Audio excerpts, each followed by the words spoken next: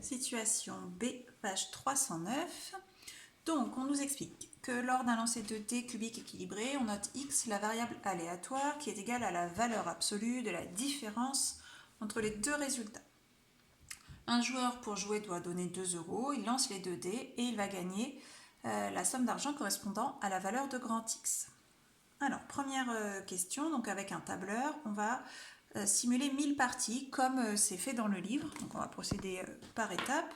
Donc j'ai déjà préparé une colonne pour indiquer le nombre de parties, enfin le numéro de la partie, une colonne pour le résultat du premier dé, une colonne pour le résultat du deuxième dé, et enfin une colonne pour la variable aléatoire x. Donc on va commencer par compléter cette première colonne. Donc l'idée c'est d'écrire les nombres de 1 à 1000. Alors je ne vais pas écrire partie 1, partie 2, ce serait beaucoup trop long. Donc je vais écrire 1, 2, et ensuite je vais étirer mes valeurs.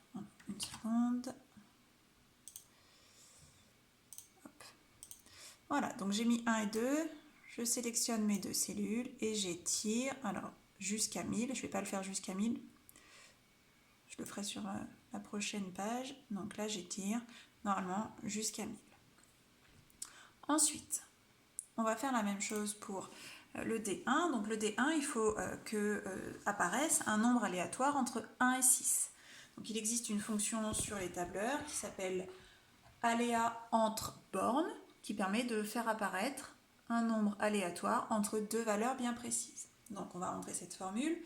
Comme toutes les formules, on doit commencer par égal. Donc elle s'écrit aléa.entre.borne, parenthèse. Donc là vous voyez le tableur la reconnaît et il me demande d'entrer la valeur minimum, donc pour nous c'est 1, point virgule, jusqu'à la valeur maximum qui est 6. On ferme la parenthèse. Et on valide en faisant entrer. Donc là j'ai 1 qui apparaît, ça pourrait être n'importe quel autre nombre. Alors je vais étirer ma formule, donc je me place dessus, et en bas à droite, je viens placer ma souris. Quand la petite croix toute fine apparaît, je clique, sans relâcher j'étire, jusqu'à la fin de mon tableau, donc normalement jusqu'à 1000. Donc vous voyez apparaître des nombres aléatoires entre 1 et 6. On va faire la même chose pour le D2. Donc, je pourrais recopier la formule, je peux simplement aussi l'étirer à droite. Et je l'étire, la nouvelle, jusqu'en bas de mon tableau, donc jusqu'à la ligne 1000. Voilà.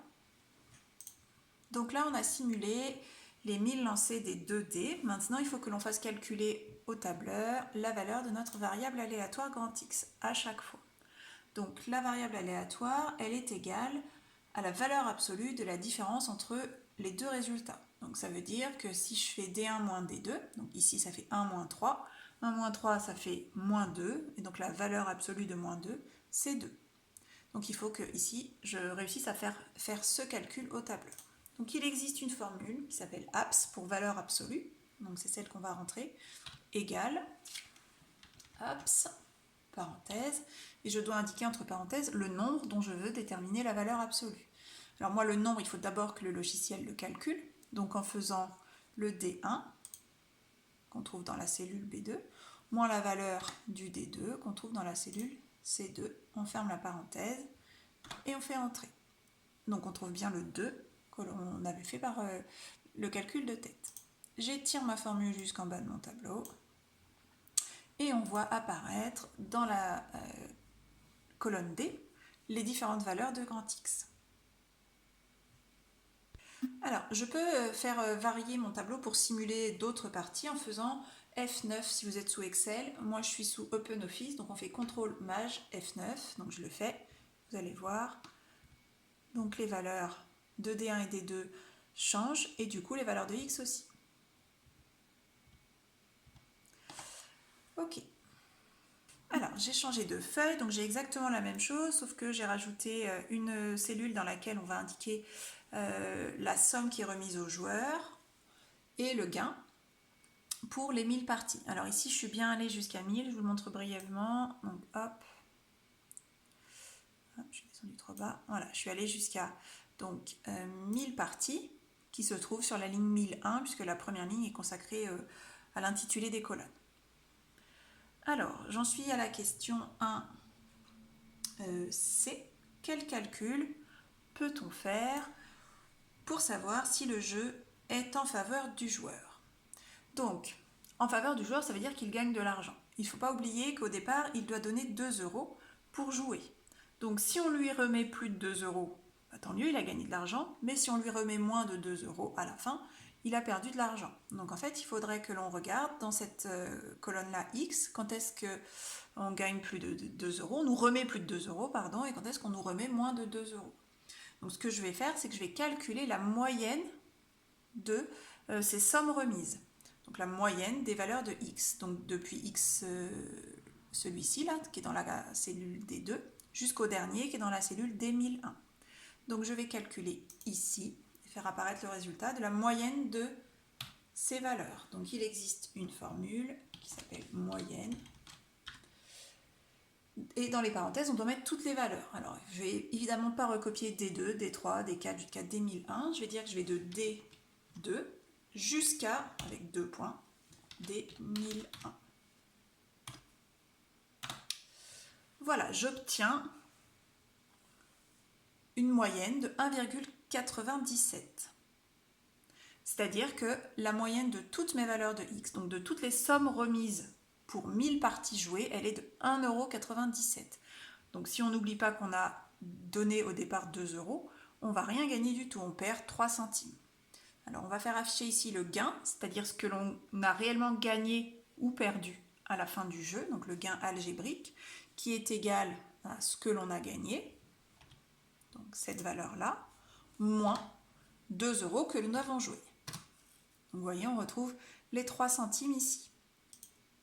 Donc sur ces 1000 parties-là, en moyenne, le gain algébrique est de moins 0,03. Donc en moyenne, sur ces 1000 parties, on perd 3 centimes.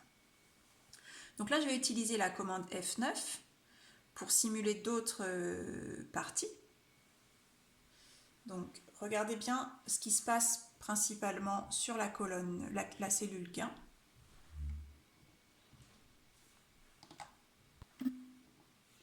Alors j'en fais plusieurs. Donc ici on a une valeur positive, ici négative, négative, négative, négative, négative. Voilà, alors la plupart du temps effectivement on constate que le gain est négatif, alors il est assez faible, hein, on perd peu d'argent, mais sur un très grand nombre de parties, l'organisateur du jeu va finalement gagner lui beaucoup d'argent, alors que les joueurs vont eux perdre beaucoup d'argent si on simule beaucoup de parties. Alors je pourrais en faire plein, on me demande d'en simuler 10 000 autres. Voilà, l'objectif là c'était que vous voyez que a priori le jeu n'est pas en faveur du joueur puisqu'on a un gain algébrique qui est en moyenne négatif. Alors on va revenir sur feuille pour les dernières questions. Donc on en est à la question 2. On nous demande de déterminer la loi de probabilité de cette variable aléatoire grand X, c'est-à-dire la variable aléatoire qui donne la somme d'argent remise au joueur. Alors pour faire ça, on va représenter avec un tableau à double entrée tous les cas possibles.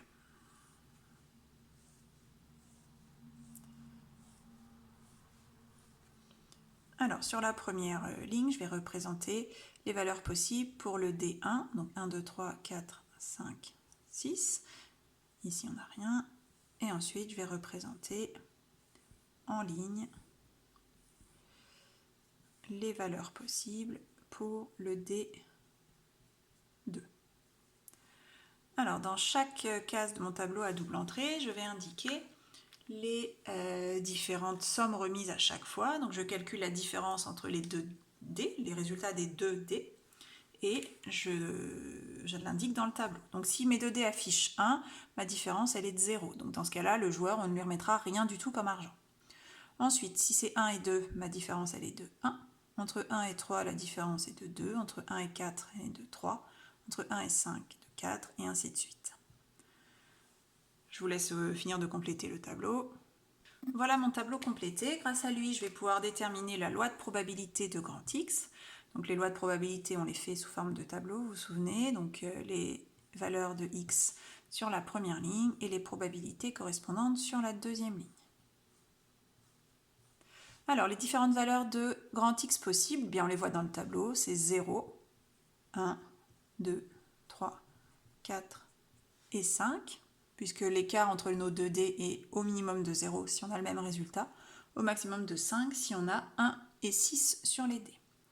Alors, le tableau là va nous servir surtout à trouver les probabilités facilement. Donc 0, on l'obtient dans 1, 2, 3, 4, 5, 6 cas sur 36. Je ne vais pas simplifier les fractions pour que vous voyez bien ce qui se passe. Ensuite, le 1, on l'obtient dans 1, 2, 3, 4, 5, 6, 7, 8, 9, 10 cas. Donc 10 cas sur 36. Je continue avec 2. 1, 2, 3, 4, 5, 6, 7, 8 cas sur 36. Et on continue de la même manière jusqu'à la fin du tableau. Voilà pour mon tableau. Donc on vérifie bien que la somme de toutes nos probabilités est de 36 sur 36, donc 1, ce qui est bien le cas ici. Ensuite, on me demande si je joue 18 000 parties, combien de fois le joueur peut espérer se voir remettre la somme de 0 €. Alors, 0 €, ça correspond à une probabilité de 6 sur 36. Donc sur 36 parties, on gagnerait en moyenne 6 fois 36 €. Donc sur 18 000 parties, il me suffit de faire 18 000 fois la probabilité, qui est une fréquence théorique, 6 sur 36. On obtient ainsi 3000. Donc ça veut dire que si on joue 18 000 parties, en moyenne, on va, dans 3000 parties, ne rien recevoir comme argent. Ensuite, je vous fais pour les autres. Donc, 1 €, ça se produit dans 10 cas sur 36. Donc, 18 000 parties fois 10 cas sur 36. On obtient 5000. Donc, dans 5000 parties sur les 18 000 parties, on nous remettrait à l'issue 1 €. Donc, dans ces deux cas-là, on ne sera pas gagnant, puisqu'on aura dépensé 2 € pour jouer et on ne nous remettra rien, ou 1 €. On fait de même pour les autres gains. Donc, je vous écris juste le résultat. Donc, pour 2, on ferait 18 000 fois 8 sur 36. Pour 3, 18 000 fois 6 sur 36, etc. Voilà les résultats des différents calculs. Donc, pour résumer, si on jouait 18 000 parties, on gagnerait en moyenne 3 000 fois 0 €, 5 000 fois 1 €, 4 000 fois 2 €, 3 000 fois 3 €, 2 000 fois 4 € et 1 000 fois 5 €. Alors, question C. En moyenne, quelle somme le joueur peut-il espérer se voir remettre après le jeu? Donc, on aurait pu faire le calcul pour 18 000 parties, puisqu'on avait le nombre de parties et la somme gagnée à chaque fois. On va le faire dans le cas général. Donc, on va gagner 0 € à une fréquence de 6/36e. Donc, il suffit que je fasse 0 fois la fréquence, 6/36e, plus 1 € fois 10/36e, plus 2 fois 8/36e, etc. jusqu'à la fin, 5 fois 2/36e. Donc on fait le calcul. Alors 0 fois 6/36e, je ne suis pas obligée de l'écrire. Ensuite, 1 fois 10/36e, donc 1 fois 10 sur 36, plus 2 fois 8 sur 36, plus 3 fois 6 sur 36, plus 4 fois 4 sur 36, et plus 5 fois 2 sur 36. On obtient exactement 35/18e, c'est-à-dire environ 1,94 €. Donc sur un grand nombre de parties, en moyenne, un joueur peut espérer se voir remettre à la fin du jeu 1,94 €. Comme il a dû dépenser 2 €, qui est au-dessus de 1,94 €, en moyenne, ce jeu n'est pas favorable aux joueurs, ce qui est le cas de tous les jeux d'argent. Ils sont toujours favorables à l'organisateur. On passe à la dernière question. Donc, Comment rendre ce jeu équitable? C'est-à-dire qu'il ne soit ni défavorable aux joueurs et ni favorable aux joueurs non plus. C'est-à-dire qu'en moyenne, il faudrait que la somme qu'on lui remet à la fin du jeu corresponde exactement à la somme qu'il dépense. Donc il faudrait en fait modifier la mise de départ et la rendre égale à cette valeur-là. Cette valeur-là qu'on appelle espérance de la variable aléatoire grand X. C'est en gros la moyenne des gains possibles pour ce jeu.